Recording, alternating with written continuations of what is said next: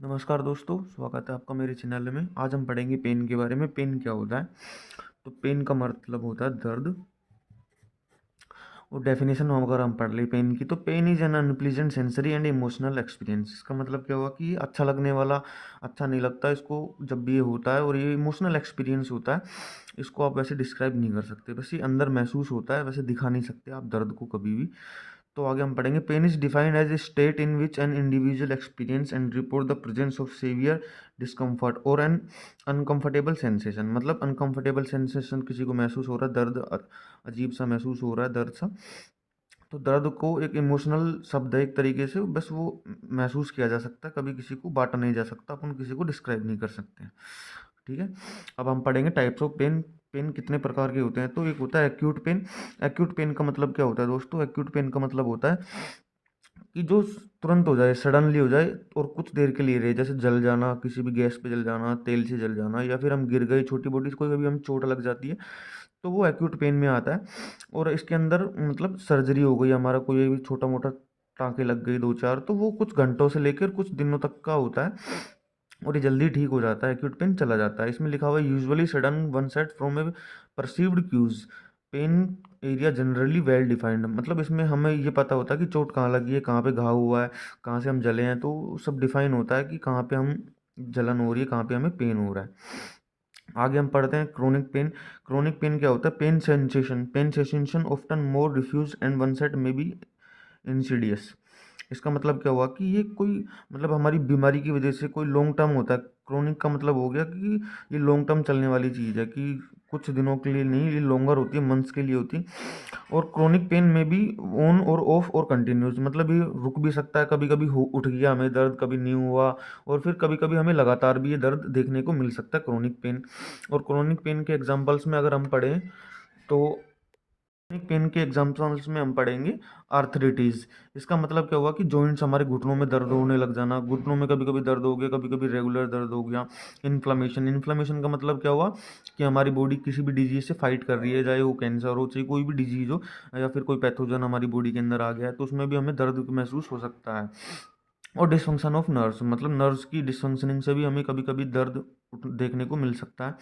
उसके बाद हम अगला पेन पढ़ते हैं, रेफर्ड पेन, और इसको बोलते हैं रिफ्लेक्टिव पेन। रेफर्ड पेन का मतलब क्या हुआ कि हमें किसी चीज़, मतलब किसी चीज़ की वजह से दूसरी जगह पर पेन होना। मतलब referred pain is felt in area often then those stimulated और when stimulation is not received in a primary area. इसका मतलब क्या हुआ कि हमारे प्रॉब्लम किसी और ऑर्गन में है, और लेकिन दर्द कहीं और हो रहा है। वो कैसे? हम इसके एग्जांपल्स पढ़ लेते हैं।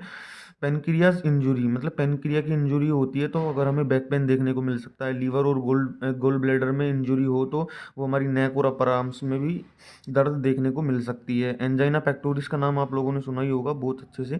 चेस्ट पेन मतलब इसमें होता है। चेस्ट पेन का मतलब क्या हुआ कि हमें प्रॉब्लम तो हार्ट में, हार्ट में ब्लॉकेज है, या फिर हार्ट के अंदर ब्लड फ्लो कम है। हार्ट के अंदर अगर ब्लड फ्लो कम है तो पेन कहाँ पे होएगा? चेस्ट में। और इसका पूरा जो डिजीज हम इसको बोलते हैं एंजाइना पेक्टोरिस, ये डिटेल में भी पढ़ाया गया है, आगे हम कभी इसके बारे में चर्चा कर लेंगे। This is due to the nerve network in the body. मतलब पूरी बॉडी के अंदर में नर्व सप्लाई होती है, तो कहीं पे भी इफेक्ट होकर कहीं पे भी दर्द हमारी बॉडी में उठ सकता है, क्योंकि नर्व्स का क्या है, एक नेटवर्क बहुत बड़ा हमारे शरीर के अंदर मौजूद होता है, ये आप सब लोगों को पता ही होगा। उसके बाद हम पढ़ते हैं फोर्थ टाइप। तो ये साइकोजेनिक पेन होता है। साइकोजेनिक पेन का मतलब क्या हुआ कि मैं आपको नॉर्मल नॉर्मल भाषा में बता दूं, तो साइकोजेनिक का मतलब जैसे कि कोई स्ट्रेस में है, सोशल, हम लोग किसी को पसंद नहीं करते हैं, या फिर कोई हार्ट ब्रोकन आदमी होता है तो उसको हेडक होना, डिप्रेशन में रहना, बैक पेन वगैरह, ये सब चीज़ें उसको दिख सकती है, वो भी एक पेन होता है। हम बोलते भी हैं कि भाई कोई गम में टूटा हुआ है, कोई प्यार में टूटा हुआ है, तो हम कुछ भी बोल सकते हैं।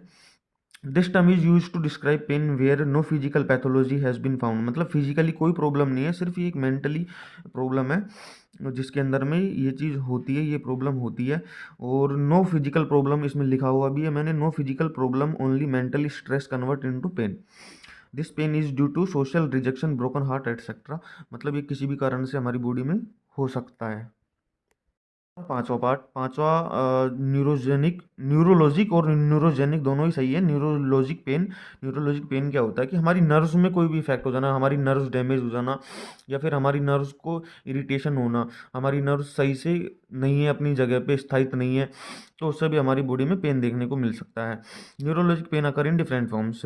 अभी न्यूरोलेगिया है, न्यूरोलेगिया का मतलब होता है कि pain cause to damage nerves, मतलब नर्व्स डैमेज होने की वजह से जो न्यूरोलेगिया नाम दे दिया है।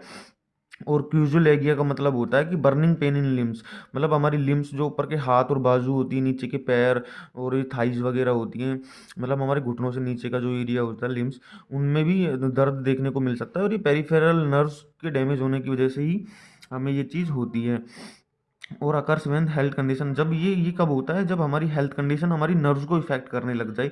तो प्लीज़ मेरे चैनल को सब्सक्राइब कर दीजिए, सब्सक्राइब बायोलॉजी का पावर। आप लोगों का धन्यवाद, ऐसे ही जुड़े रहिए मेरे साथ। हम लोग सिर्फ छोटे कम टाइम में ज़्यादा चर्चा करने के लिए मैं ये वीडियोज़ बनाता हूँ, और प्लीज़ इनको शेयर करो। धन्यवाद।